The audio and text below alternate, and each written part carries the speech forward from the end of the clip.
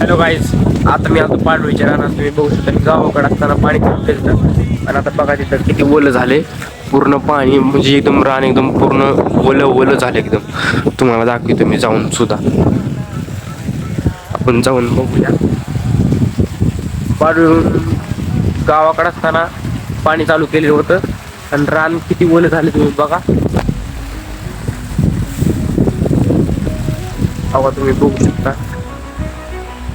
ऊन नाही तरी सुद्धा पाणी चालू आहे. आपल्याकडे सोलार आहे, तुम्हाला माहितच असेल सोलार आहे आपल्याकडे. आणि ऊन नसताना सुद्धा पाणी एवढं फास्ट चालायले.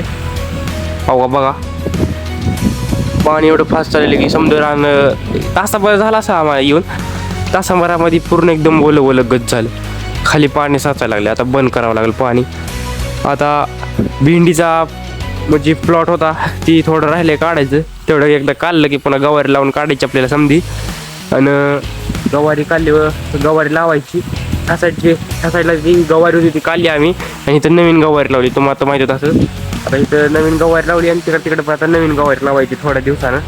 आणि तुम्ही बघू शकता पण जास्त प्रेशर येऊ नये म्हणजे एवढं रानामध्ये ठिबक किती आहे, जास्त ठिबकावर प्रेशर येऊ नये म्हणून इथं मी का नाही रिवर्स पाणी सोडलं असं विहिरीत वापिस विहिरीत रिवर्स पाणी सोडलेलं आहे.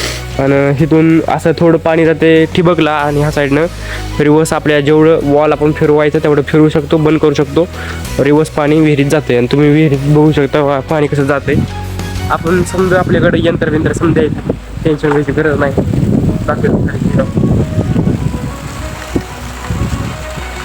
हो, ही वरून आलेला पाईप असा इथून असा आला आणि ते असंही खाली जाते पाणी.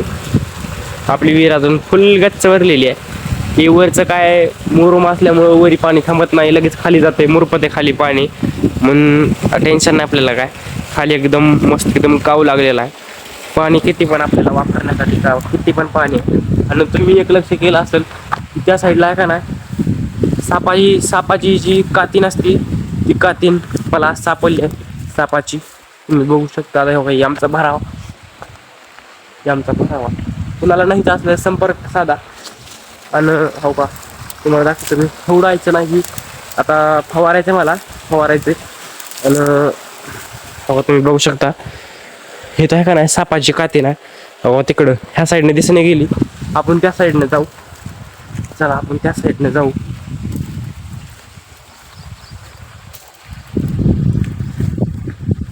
तुम्हाला ती बघू शकता बाबा तुम्ही. ती बघा ह्या साईडला सोयाबीन बघा तुम्ही. तुम्हाला कातीन दाखवतो तो आधी सोयाबीन बघा. तुमचं असं सोयाबीन असलं तर तुम्ही कमेंट बॉक्समध्ये नक्की सांगा तुमचं असं आहे सोयाबीन म्हणून. हो का मी असं मध्ये गेलं का माझ्या छातीला सोयाबीन लागते हो तुम्हाला. हवा किती मोठा आहे सोयाबीन. माझ्या छातीला सोयाबीन लागायले म्हणजे छाती बरोबर सोयाबीन हवा. तुम्ही बघू शकता मी काय बसलो नाही पण किती छाती बरोबर सोयाबीन लागायले माहित आहे का. ह्या साईडला जरा कमी आहे, गुडघे एवढा आहे ह्या साईडला. मध्ये गेलं का छाती एवढं सोयाबीन आहे. मी तसला बूट आणला होता, बुटानं फवारून घेतलंय. आणि या साईडला आता मी तुम्हाला कातीन दाखवतो. कातीन खूपच मोठी आहे. तरी तुम्ही अंदाजा लावा की तुम्हाला दाखवतो इथं कातीन. हो या साईडला कातीन तुम्हाला दिसली का होती तर आम्ही जवळ जातो. थोडंसं मला भीती वाटायला लागली. साप येऊ शकतो.